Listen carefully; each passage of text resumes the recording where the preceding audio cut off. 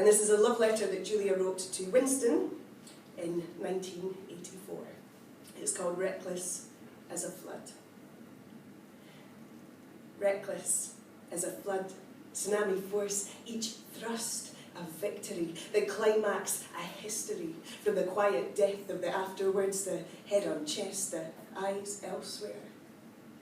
You say, the more people you've had, the more I love you. Do you understand that? That we, depressed, are the best lovers. We always think that we're doing it for the last time. Do you understand that? I do, my love. Each climax, a victory, a political act. This is not the world they taught us. This is not what we learned in our surrogate mother's knees. The screens blared efficiency, pragmatic partnerships, betrayal. When necessary, we'll defy them till our eyes water. Nod and smile at the anti-sex league department who are actively making this pornography. They know nothing but thrust, with no victory. I have joined them. I've tied my waist sash tighter with a hint of out of reach that will make them reach, that made you notice me, my love. Give me your agency, that little spark. Take wanting to smash my head in with a rock, wanting to defile me in ways you've been forced to imagine through the habitual act of spilling seed, alone, angry, consumed by hate, weak, confused by touch and the utter absence of love. Say it. Love. I love you, Winston, with your silly, sorry inevitablism. The trick is to do what you want and stay alive just the same. You would throw acid in a child's face for a cause you know nothing about. I already know you will betray me.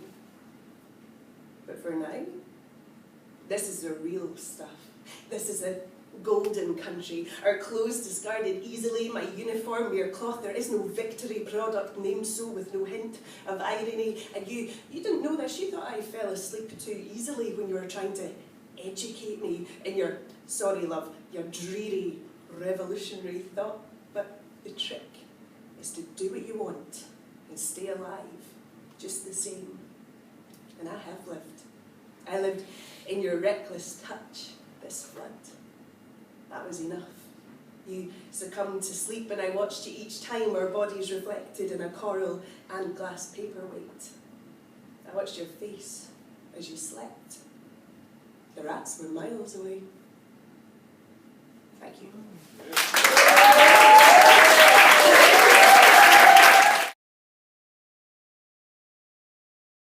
I think human beings might be a bunch of dicks.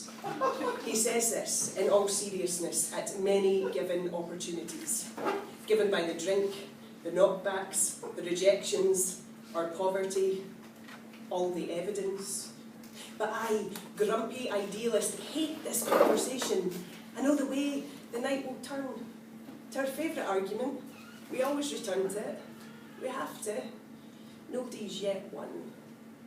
But you can't win an idealistic argument with recourse to evidence, Jason. I say this, or more often, and bleat meekly, but they're not. I mean, I'm not a dick, and it would be arrogant to assume that I'm the only non-dick in the entire population.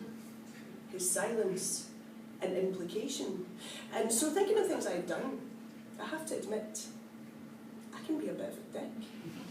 So he ups the ante. Okay, not dicks then, that's too mild. Human beings are inherently selfish with one-track mindset firmly to self.